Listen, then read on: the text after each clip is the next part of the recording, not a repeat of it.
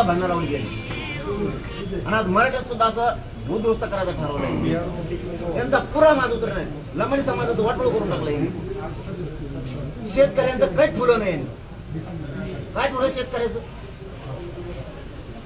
पुरं वाटोळ केलं. यांना मी सोडत नाही.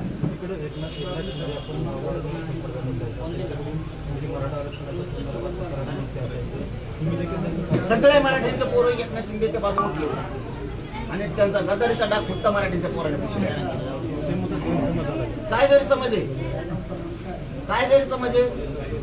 बोडकेचं एकनाथ शिंदे साहेबांना सांगतो, गंगापूरच्या बोडकेचं ज्या ताईचं प्रमाणपत्र रद्द झालं तिच्या सख्या चुलत भावाची व्हॅलिडिटी